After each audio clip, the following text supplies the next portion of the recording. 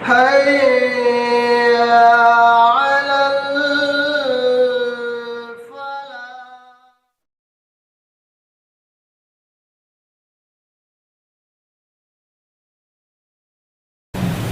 الحمد لله رب العالمين والصلاة والسلام على سيد المرسلين وعلى آله وصحبه أجمعين أما بعد أعوذ بالله من الشيطان الرجيم بسم الله الرحمن الرحيم لا يحب الله الجهر بالسوء من القول إلا من ظلم وكان الله سميعا عليما إن تبدوا خيرا أو تخفوه أو تعفوا عن سوء فإن الله كان عفوا قديرا. سب سے پہلے اللہ رب العالمین کا شکریہ ادا کرتے ہیں کہ آج الحمدللہ 11 تراویح مکمل ہو گئی ہے اور الحمدللہ 5 پارے مکمل ہو گئے اور آج 6ویں پارے میں آدھا پارہ الحمدللہ تراویح میں قرآن کی تلاوت ہو گئی ہے اور اسی کے ساتھ ساتھ تفسیر میں سورہ بقرہ مکمل ہو گیا الحمدللہ، سورہ آل عمران وہ بھی مکمل ہو گیا، سورہ نساء انشاءاللہ آج وہ بھی مکمل ہو جائے گا. یہ اللہ رب العالمین کا بہت ہی بڑا احسان ہے اور ہم اور آپ اکٹھا ہوتے ہیں، بیٹھتے ہیں، سنتے ہیں، یہ اللہ رب العالمین کی توفیق ہے. اللہ رب العالمین ہماری اس بیٹھنے کو، قرآن کے سننے کو، قرآن کو سمجھنے کو، یہ تمام جو چیزیں کر رہے ہیں اللہ رب العالمین اس کو قبول فرمائے. اللہ رب العالمین 6 پارے کی پہلی آیت میں ایمان والوں کو اور تمام لوگوں کو اس بات کی تلقین کر رہا ہے کہ اگر آپ کو کسی مسلمان بھائی کا عیب، کوئی برائی اگر پتہ لگ جائے تو اس کو لوگوں کے سامنے ظاہر مت کرو، لوگوں کے سامنے اس کو مت بتلاؤ. اللہ رب العالمین اس کو ناپسند کرتا ہے. قرآن مجید کے اندر سورہ نساء 148 نمبر آیت ہے، اللہ رب العالمین فرما رہا ہے لا يحب اللہ الجہر بالسوء من القول الا من ظلم، کہ اللہ رب العالمین برائی کے ساتھ آواز بلند کرنے کو اللہ تعالی پسند نہیں فرماتا ہے. یعنی اگر کوئی برائی کسی آدمی آپ کو پتہ لگ جائے تو اس کو آپ دوسروں کے سامنے مت بیان کریں، اس کو اللہ رب العالمین پسند نہیں فرماتا ہے. اللہ رب العالمین نے اس سے منع کیا ہے. لیکن اگر ہم اور آپ دیکھیں، اپنا دیکھیں، معاشرے کا دیکھیں، دوسروں کا دیکھیں، جو برائی پتہ لگ جائے اس کو تو چھوڑیے، آدمی دوسرے کی تلاش میں لگا رہتا ہے کہ اس کے اندر برائی کیا ہے، اس کو پتہ کرنے کے بعد لوگوں کے سامنے بیان کرتا ہے. جبکہ اللہ رب العالمین نے کیا کہا یا ایھا الذین آمنوا اجتنبوا کثیرا من الظن ان بعض الظن اثم ولا تجسسوا، کسی کے ٹوہ میں مت لگے رہو کہ آدمی کیا کر رہا ہے، کس سے مل رہا ہے، کس سے باتیں کر رہا ہے، کیا اس کے اندر خرابیاں ہیں، کیا اس کے اندر برائیاں ہیں. ولا تجسسوا، اللہ رب العالمین نے اس سے منع فرمایا ہے. اور یہاں تک کہہ دیا کہ اگر کوئی بات کسی آدمی کے بارے میں اگر آپ کو پتہ لگ جائے تو اس کو دوسروں کے سامنے بیان نہ کرو، اللہ رب العالمین نے اسے منع فرمایا ہے. اور ابو ہریرہ رضی اللہ تعالی عنہ کی حدیث ہے، وہ بیان فرماتے ہیں کہ اگر کوئی آدمی ایسا کرتا ہے، کسی آدمی کے عیب جوئی کو، کسی آدمی کی برائی کو، کسی آدمی کے عیب کو چھپاتا ہے تو کل قیامت کے دن رب العالمین اس کے عیب کو چھپائے گا. حضرت ابو ہریرہ رضی اللہ تعالی عنہ راوی حدیث بیان فرماتے ہیں لا یستر عبد عبدا فی الدنیا الا سترہ اللہ یوم القیامہ، کہ اگر کوئی آدمی کسی بندے کی برائی کو چھپاتا ہے، کسی عیب کو چھپاتا ہے، کل قیامت کے دن رب العالمین اس بندے کی برائی کو، اس کے عیب کو اللہ رب العالمین چھپائے گا. اللہ رب العالمین قیامت کے دن اس کی برائی کو، جبکہ ساری چیزیں آیا ہو جائیں گی، ساری چیزیں آیا ہو جائیں گی، ساری لوگوں کی جو برائیاں ہیں، نیکیاں ہیں، اچھائیاں ہیں، ساری چیزیں آیا ہو جائیں گی، ظاہر ہو جائیں گی. لیکن اگر کوئی آدمی اس دنیا کے اندر ایسا عمل کیا ہوگا، کسی بندے کی، کسی اپنے مسلمان بھائی کے عیب کو چھپایا ہوگا، اس کی ستر پوشی کی ہوگی، تو اللہ رب العالمین قیامت کے دن اس کی برائی کو ڈھانپ لے گا، اس کی برائی کو ڈھانپ لے گا، چھپا لے گا. ابو ہریرہ رضی اللہ تعالیٰ عنہ کی حدیث ہے. اس لیے ہم اور آپ اس چیز سے، اگر کسی آدمی کی برائی کو آپ کو پتہ لگ جائے، عیب ہے، ہر آدمی خطا کار ہے، آدمی گناہ کرتا ہے، ہر آدمی کے اندر برائیاں ہیں، پائی جاتی ہیں. کوئی آدمی یہ نہیں کہہ سکتا کہ میرے اندر برائی نہیں پائی، میں پاک صاف ہوں، میں دھلا ہوں. نہیں، ہر ایک آدمی کے اندر جو ہے چیزیں برائیاں پائی یہ طریقہ ہونا چاہیے کہ وہ اس کی برائی کو چھپا لے. اگر کوئی آدمی ایسا کرتا ہے, نہیں چھپاتا ہے, دوسروں کے سامنے برائیاں کرتا ہے, اس کی برائی کو بیان کرتا ہے, تو ایک اور حدیث ہے عبداللہ ابن عباس رضی اللہ تعالیٰ عنہ کی, وہ بیان کرتے ہیں کہ اگر کوئی آدمی کسی آدمی کی برائی کو واضح کرتا ہے, ظاہر کرتا ہے, تو اللہ رب العالمین اس کو گھر بیٹھے بیٹھے اس کو ذلیل کر دے گا, رسوا کر دے گا. ایک آدمی کسی دوسرے آدمی کی برائی کیوں کرتا ہے؟ کیوں؟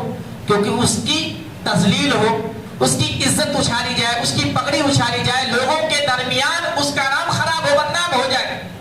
تو اللہ رب العالمین اس کو گھر بیٹھے بیٹھے اس کو ذلیل کر دے گا, رسوا کر دے گا, بدنام کر دے گا, برباد کر دے گا. حضرت عبداللہ ابن عباس رضی اللہ تعالیٰ عنہ کی یہ حدیث ہے. اور سب سے بڑی چیز ہم اور آپ یہ یاد رکھیں کہ اللہ رب العالمین اس کو ناپسند کرتا ہے. لا یحب اللہ, اللہ رب العالمین اس کو ناپسند کرتا ہے.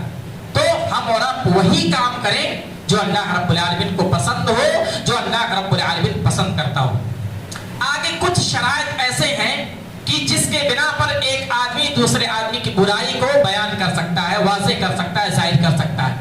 پہلا شرط یہ ہے الا من ظلم, اگر کوئی آدمی ظالم ہے, دوسروں کو ستا رہا ہے, مار رہا ہے, پیٹ رہا ہے, ظلم کر رہا ہے, تو اس کی برائی کو لوگوں کے سامنے بیان کیا جا سکتا ہے.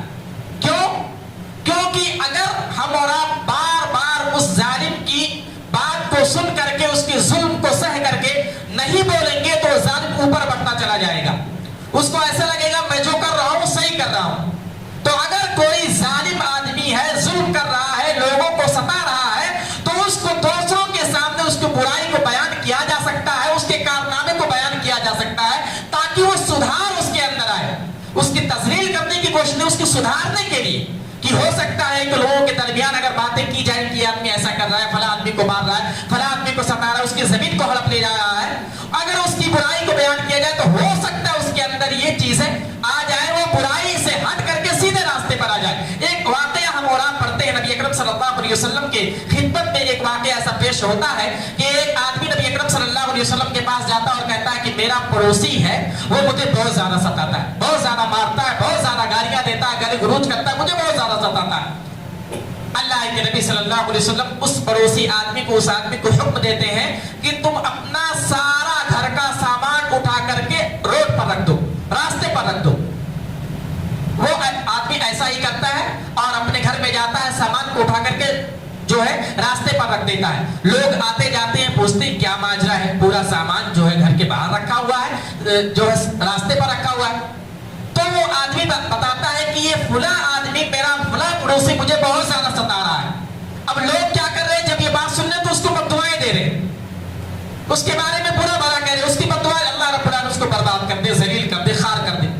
وہ آدمی کو جب پتہ لگتا ہے, جو ظالم آدمی ظلم کر رہا ہوتا ہے, اس آدمی کو جب پتہ لگتا ہے تو بہت زیادہ شرمندہ ہوتا ہے. پھر اس آدمی کے پاس جاتا ہے جس نے اپنے پورا سامان کو اٹھا کر کے روڈ پر رکھ دیا تھا, راستے پر رکھ دیا تھا, اس سے جا کے معافی مانگتا ہے.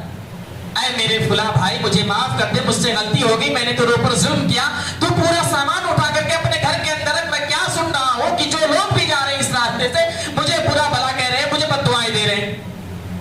تو ایسا کیا جا سکتا. اللہ کے نبی صلی اللہ علیہ وسلم نے کہا ہے کہ اس طور سے اگر کوئی آدمی ظالم ہے, ظلم کر رہا ہے, تو اس کی برائی کو لوگوں کے سامنے بیان کیا جا سکتا ہے تاکہ وہ سیدھے راستے پر آ جائے. دل کے اندر کیا ہو, اصلاح ہو جائے, وہ سیدھے راستے پر آئے, بھلائی کا کام کرنے لگے, نیکی کا کام کرنے لگے. یہ نہیں کہ اس کو بدنام کیا جائے, تذلیل کیا جائے, اس کو رسوا کیا جائے, یہ دل کے اندر خواہش نہیں ہونی چاہیے. اس شرط پر ایک آدمی دوسرے آدمی کی برائی کو بیان کر سکتا ہے. اور دوسری جو شرط ہے, ایک یہ کہ ظلم سے محفوظ رہنے کے لیے, جیسے معاشرے کے اندر دیکھا جائے کہ ایک آدمی بہت زیادہ ظلم کر رہا ہے, بہت زیادہ جو ہے ستا رہا ہے, تو اس کے بارے میں لوگوں سے اس طور پر بتایا جائے کہ دوسرا آدمی متنبہ ہو جائے, خبردار ہو جائے, اس کو معلوم ہو جائے کہ یہ فلاں آدمی جو ہے ظالم ہے, اس سے دوستی نہ کرے. یعنی اس کے ظلم سے بچنے کے لیے دوسروں کو بتایا جائے کہ تم اس سے دور رہو, یہ آدمی ظالم ہے, یہ آدمی غلط کام کرتا ہے, غلط رشتہ چل رہا ہے, گناہ کا کام کر رہا ہے, خطا کار ہے. تو اس کے ظلم کو اس لیے بتایا جائے کہ دوسرے لوگ جو ہے وہ محفوظ ہو جائیں. تو اس طور سے بھی اس کی برائی بیان کی جا سکتی ہے. اور تیسرا چیز یہ کہ اگر کوئی آدمی مظلوم ہے, اس کے اوپر ظلم ہو رہا ہے, ستایا جا رہا ہے, تو اپنے من کو کو ہلکا کرنے کے لیے. جیسے آدمی اپنے دل کے اندر اگر ساری چیزیں رکھتا ہے تو ڈپریشن میں آ جاتا ہے, ٹینشن میں آ جاتا ہے, کسی سے بیان نہ کرے. کسی سے اس طور پر بیان کرتے کہ اس کا دل ہلکا ہو جائے, اس کا دل ہلکا ہو جائے, وہ تھوڑا اطمینان میں آ جائے, سکون میں آ جائے. تو اس طور سے بھی ظلم کو بیان کیا جا سکتا ہے, برائی کو بیان کیا جا سکتا ہے. اگر کوئی آدمی جو ہے اپنے دل کے اندر ٹینشن پالے رکھتا ہے تو بہت سارے لوگ ایسے ہیں ڈپریشن کا شکار ہونے کے بعد خودکشی کر لیتے ہیں, جو کہ اسلام میں خودکشی کیا ہے, حرام ہے. اگر کوئی آدمی خودکشی کرتا ہے تو اس کے روح کو آسمان پر نہیں اٹھایا جاتا, وہ آسمان اور زمین کے اندر بھٹکتا رہتا. تو خودکشی سے بچنے کے لیے تو آدمی اگر بہت زیادہ پریشان حال ہے تو اس کی برائی کو لوگوں کے سامنے اس لیے بیان کرتے تاکہ اس کا من ہلکا ہو جائے. اور آگے اللہ رب العالمین نے کیا کہا, ان تبدوا خیرا او تخفوه او تعفوا عن سوء فان اللہ کان عفوا قدیرا, کہ اگر تم کسی کی نیکی کو اعلانیہ کرو یا پوشیدہ کسی برائی سے درگزر کرو, یعنی اللہ رب العالمین نے یہ بیان فرمایا ہے کہ اگر کوئی آدمی ظلم کر رہا ہے, برائی کر رہا ہے, اس کو تم برداشت کر لو, عفو درگزر کر دو, اس کو معاف کر دو, تو ایک بہت بہترین طریقہ ہے.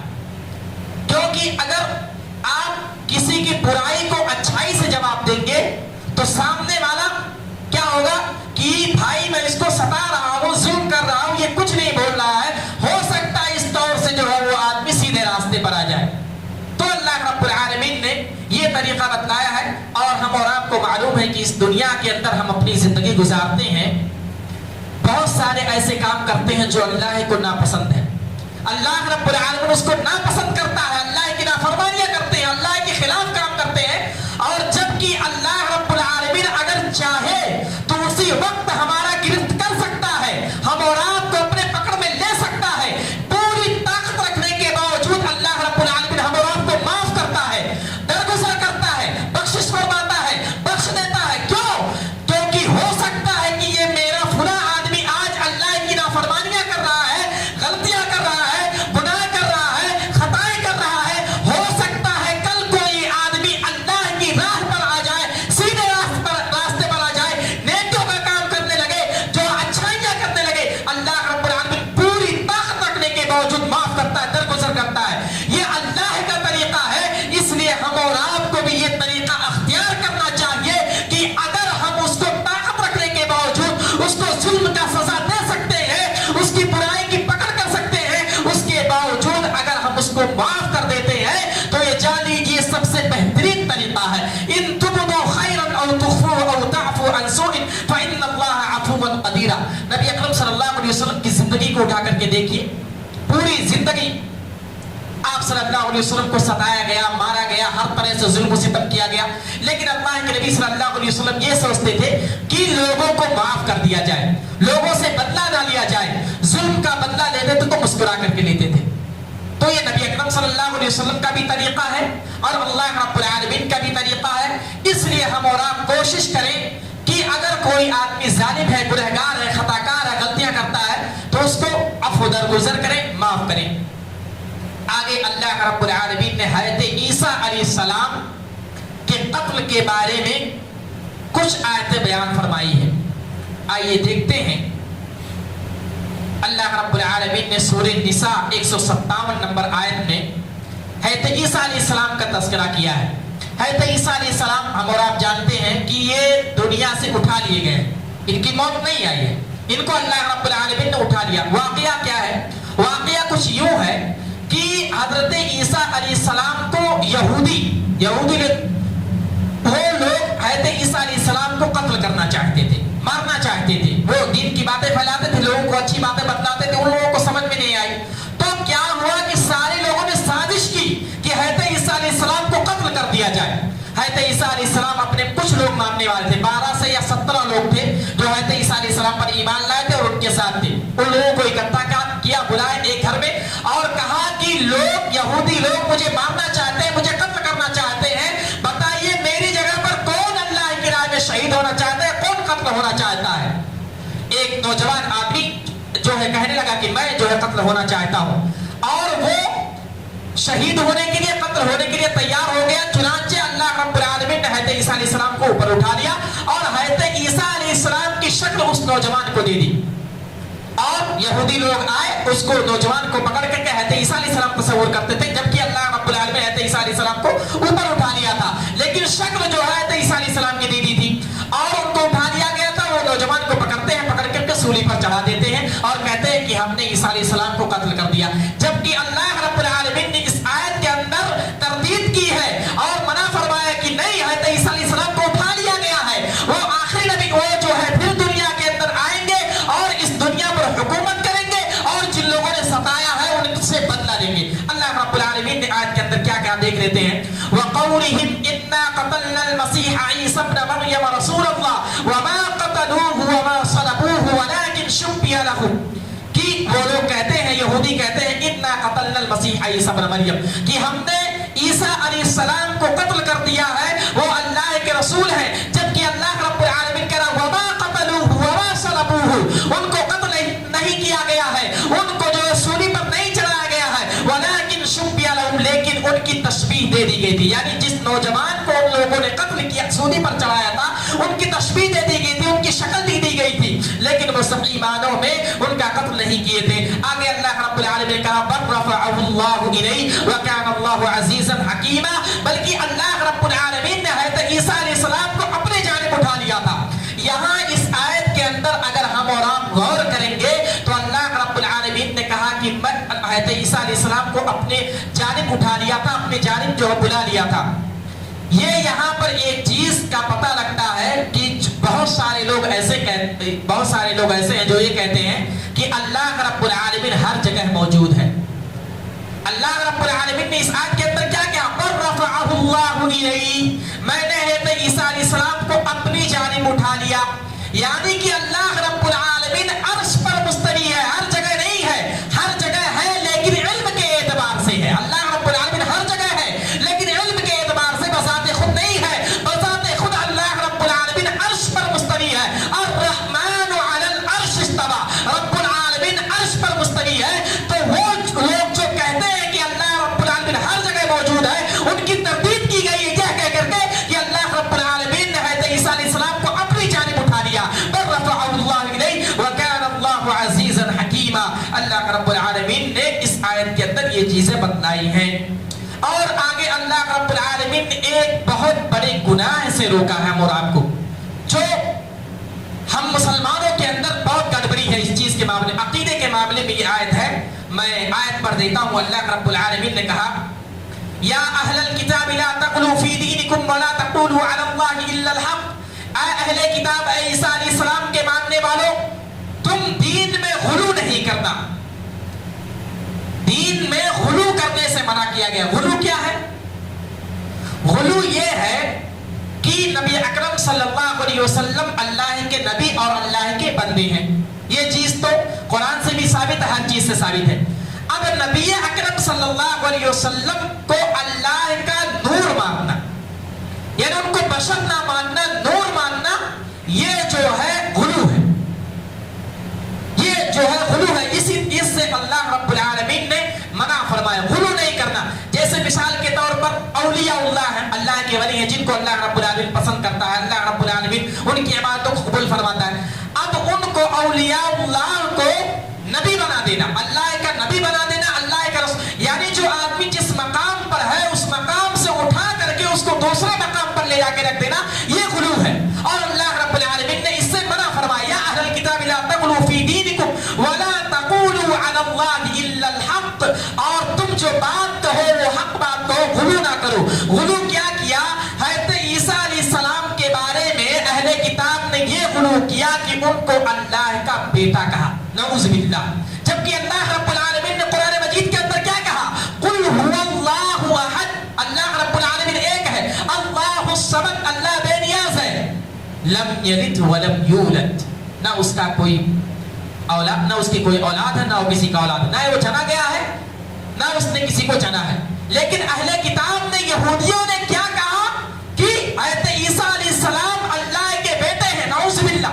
और वजह क्या बतलाई कि उनका कोई बाप नहीं था, क्योंकि हज़रत मरियम अलैहिस्सलाम से जो हो गए थे, अल्लाह रब्बुल आलमीन ने कहा कुन फयकुन, अल्लाह रब्बुल आलमीन ने कह दिया कुन, कह हो जा, और ये हो गया। अल्लाह रब्बुल आलमीन की एक कलिमा है।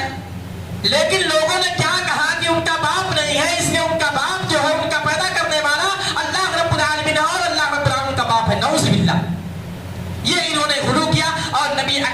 सल्लल्लाहु अलैहि वसल्लम ने इस चीज से हम और आपको मना फरमाया है और फरमाया कि जिस तरीके से यहूदियों ने हज़रत ईसा अलैहिस्सलाम के बारे में गुलू किया, तुम लोग इस काम से बाज रहना, तुम लोग ऐसा नहीं करना।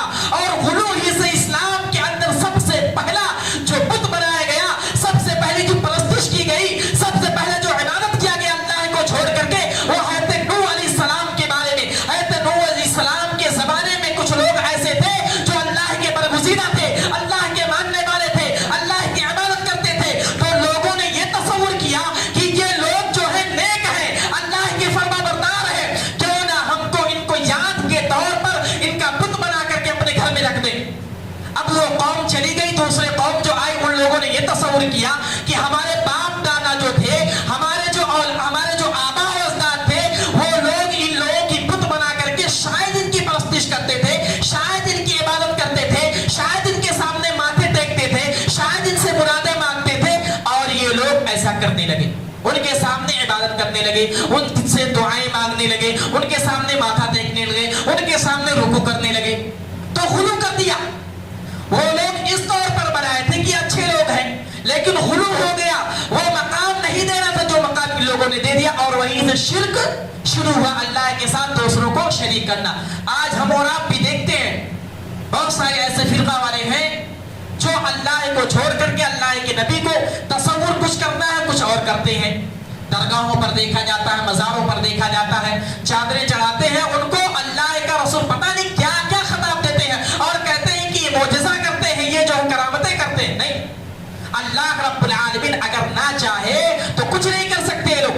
हम मानते हैं कि अल्लाह के फरमाबरदार हैं, अल्लाह के बरगुज़ीदा बनते हैं, औलियाउल्लाह हैं, लेकिन औलियाउल्लाह ही रहने दो, उनको अल्लाह का नबी और अल्लाह का रसूल नहीं कर सकते। ये गुलू है दीन में, गुलू नहीं करना। जिसका जो मकाम है उसको देना, उसके मकाम से उठा करके दूसरे जगह पर रख देना, ये बहुत बड़ा फितना है।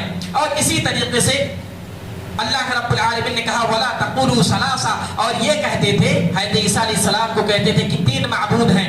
तीन माबूद, एक अल्लाह को मानते थे, एक मरियम अलैहिस्सलाम को, एक हज़रत ईसा अलैहिस्सलाम को माबूद मानते थे, अल्लाह के बराबर समझते थे। बताइए इतना बड़ा गुनाह, गुलू, इतना बड़ा गुलू कि जो मकाम है ईसा अल्लाह के नबी है, अल्लाह ने उनको नबी बना करके दुनिया के अंदर भेजा, उठा लिया है, ये करामतें हुई, लेकिन उनको अल्लाह तस्लीम करना, माबूद तस्लीम करना, इलाह तस्लीम करना, भला ये कितना बड़ा गुनाह है। और यहूदियों ने किया, इसी से अल्लाह के नबी सल्लल्लाहु अलैहि वसल्लम ने अपने उम्मतियों को मना फरमाया है कि गुलू, इस्लाम में गुलू नहीं करना, इफराद व तफरीद नहीं करना। जिसका जो मकाम है वही मकाम देना, उससे मकाम से बढ़ करके ये कर देना, ये बहुत बड़ा गुनाह है, बहुत बड़ा कबीरा गुनाह है, खता है। इससे हम और आपको बाज रहना चाहिए। अल्लाह रब्बुल आलमीन हम और आपको इससे जो है बाज रख के इससे बचाएं। सूरह माइदा की एक आयत है, उसको पढ़ करके अपनी बात को खत्म करता हूँ। अल्लाह रब्बुल आलमीन ने कुरान मजीद के अंदर कुछ चीज़ों को हराम करार दिया। हम और आपको मालूम है कि इस्लाम के अंदर कुछ चीज़ें हराम कर दी गई हैं, जैसे खिंजीर का गोश्त है, अल्लाह रब्बुल आलमीन ने इससे हराम कर दिया। एक मुसलमान ईमान वाला जो बंदा है वो नहीं खा सकता।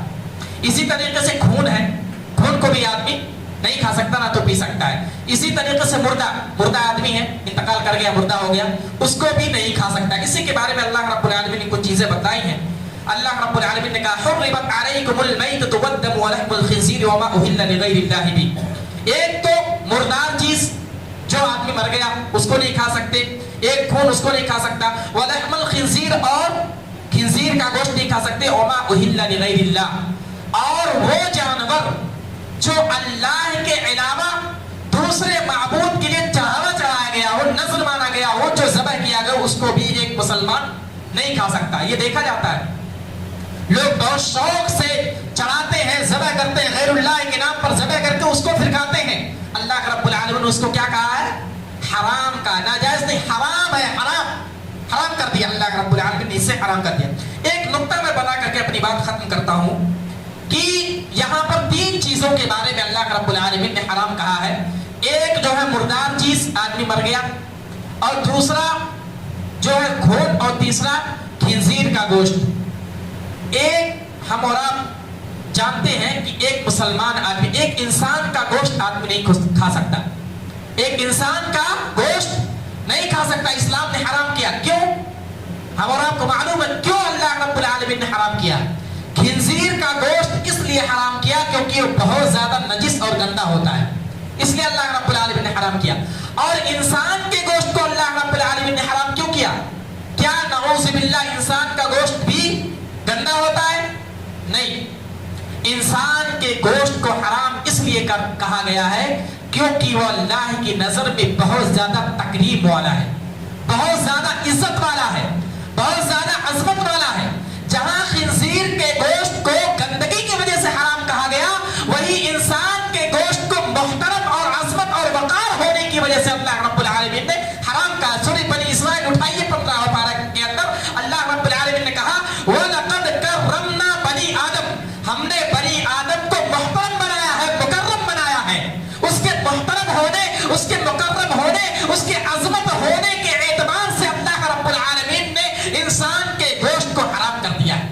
اس لیے ایک مسلمان آدمی انسان کے گوشت کو نہیں کھا سکتا۔ انسان کی عظمت کو اگر دیکھنی ہے تو آپ دیکھیے، جو اس دنیا کے اندر جو 5 آیتیں پہلے نازل ہوئی وحی کے طور پر، اللہ کے نبی صلی اللہ علیہ وسلم غار حرا میں بیٹھے ہوئے ہیں، اللہ کی طرف دھیان لگا کر بیٹھے ہوئے ہیں، اور حضرت جبریل علیہ السلام آتے ہیں اور کیا کہتے ہیں؟ پڑھ۔ اللہ کے نبی صلی اللہ علیہ وسلم کہتے ہیں میں پڑھنا، امی تھے، اللہ کے نبی پڑھنا نہیں جانتے تھے، اللہ کے نبی صلی اللہ علیہ وسلم کہتے ہیں میں پڑھنا نہیں جانتا۔ 3 مرتبہ یہ واقعہ ہوتا، پھر حضرت جبریل علیہ السلام کہتے ہیں اقرأ بسم ربک الذی خلق، خلق الانسان من علق، پڑھ اس رب العالمین کے نام سے جس نے تمام لوگوں کو تخلیق فرمائی، خلق الانسان من علق، اور پڑھ اس رب العالمین کے نام سے جس نے انسان کو پیدا فرمایا جس سے؟ گوشت کے لوتھڑے سے۔ بتائیے، وحی کی دوسری آیت کے اندر انسان کا تذکرہ کیا گیا ہے۔ اس لیے اللہ کی نظر میں انسان بہت ہی باعظمت ہے، بہت ہی محترم ہے، بہت ہی بابرکت ہے۔ اس لیے ہم اور آپ اپنی عظمت کو سمجھیں، اپنی عزت کو سمجھیں۔ انسان کی پوری انسانیت کی عظمت ہے، اور انسانوں میں سب سے بہترین امت کون ہے؟ امت محمدیہ۔ ہم اور آپ کون ہیں؟ امت محمدیہ ہے، نبی صلی اللہ علیہ وسلم کے ماننے والے ہیں۔ تو بھلا بتائیے کہ ہماری عزت، ہماری وقار اللہ کی نظر میں کیا ہوگی؟ اس لیے ہم اور آپ جب بھی کوئی کام کریں سیدھا کام کریں، غلط کام نہ کریں، غلط راستے پر نہ جائیں۔ جہاں کہیں بھی سیدھا کام کرنے کا، نیک کا کام کرنے کا موقع ملے، اس میں ہم اور آپ بڑھ چڑھ کر کے حصہ لیں۔ آج دیکھیے مسجد کے اندر کتنے کم لوگ ہیں، آپ جائیے ہوٹلوں پر دیکھیے، چائے پینے کے لیے لائن لگی ہوگی۔ ہم اور آپ نے اپنا آج دیکھیے، اسی لیے مسلمان پریشان حال ہے، اس لیے مسلمان پریشان ہے کیونکہ اس نے اپنا کارنامہ، اس کا طریقہ ہی ایسا، ایسا کام ہی ایسا ہے کہ وہ ہر جگہ مارا جا رہا، ستایا جا رہا ہے، کاٹا جا رہا۔ اس کے کارنامے ہی ایسے ہیں کہ اللہ کی کتاب کو نہیں سننا چاہے گا، قرآن کی آیتیں کو پڑھ کر کے سنا جائے اس کو سننا پسند نہیں کرے گا۔ وہ ہوٹلوں پر جا کر کے، روڈوں پر تفریح کرے گا، سیر و تفریح کرے گا، گالیاں کھائے گا، وہ اس کو برداشت ہے۔ لیکن اللہ کی کتاب، اللہ کی قرآن، نبی اکرم صلی اللہ علیہ وسلم کی باتیں پکڑ کے پڑھایا جاتا تب بھی نہیں آتا۔ تو ہمارا یہ کارنامہ، ہمارے طریقے یہ ایسے ہیں جو دنیا کے اندر ہم ذلیل و خوار ہیں، دنیا کے اندر ستائے جا رہے، مارے جا رہے، کوئی دیکھنے والا نہیں۔ جب ہمارے کارنامے یہ ایسے دنیا کے اندر لوگ مارتے ہیں اور اللہ رب العالمین کی مدد بھی نہیں آتی ہے۔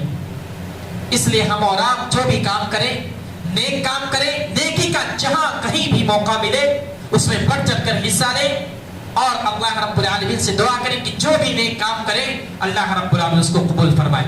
اللہ رب العالمین سے آخر میں دعا ہے کہ اللہ رب العالمین تو ہمیں کہنے سننے سے زیادہ عمل کرنے کی توفیق عطا فرما۔ اللہ رب العالمین ہمیں ہر نیک کام کرنے کی توفیق عطا فرما۔ جو بھی ہم عبادتیں کرتے ہیں اس کو قبول فرما۔ اللہ رب العالمین رمضان المبارک کا مہینہ ہے، ہم اپنے سچے دل سے، پرخلوص دل سے جو بھی عبادت کرتے ہیں اس کو قبول فرما۔ ہم نے اس مسجد کے اندر قرآن کی تفسیر کا اہتمام کیا ہے، اے اللہ رب العالمین میں ان کے حق میں دعا کرتا ہوں جن لوگوں نے اس کا اہتمام کیا، اللہ رب العالمین کو اجر عظیم دے، اس دنیا کے اندر بھی اس کا اجر دے اور آخرت میں بھی اللہ رب العالمین کا اجر دے۔ اللہ رب العالمین ہماری نیت صاف ہے، اللہ رب العالمین تو ہمیں اس کا بدلہ دے، دنیا کے اندر بھی دے، آخرت کے اندر بھی۔ اور جو لوگ بھی اس محفل میں بیٹھتے ہیں ان کی نیک خواہشات کو اللہ رب العالمین قبول فرما۔ وہ دنیا کے اندر جو بھی نیک چیزیں چاہتے ہیں ان کی دل کی تمنا کو، آرزو کو پوری فرما۔ اے اللہ رب العالمین جتنا وقت دیتے ہیں ان تمام وقت کو ہماری عبادتوں کو اللہ رب العالمین ان کے قیام اللیل کو قبول فرما. اے اللہ رب العالمین جو روزوں کا اہتمام کرتے ہیں ان کے روزوں کو قبول فرما. جو دن کے اندر قرآن کی تلاوت کرتے ہیں یا رات کے اندر قرآن کی تلاوت کرتے ہیں ان کو قبول فرما. جو بھی ذکر و اذکار کرتے ہیں ان کو قبول فرما. اے اللہ رب العالمین جب تک ہم کو اس دنیا کے اندر رکھ, ایمان و اسلام کی حالت میں رکھ, اور جب ہمارا خاتمہ ہو تو آخر لمحے میں ہمارے زبان پر کلمہ شہادت ہو, اشہد ان لا الہ الا اللہ و اشہد ان محمد رسول اللہ. آمین. وآخر دعوانا ان الحمد للہ رب العالمین. السلام علیکم ورحمۃ اللہ وبرکاتہ.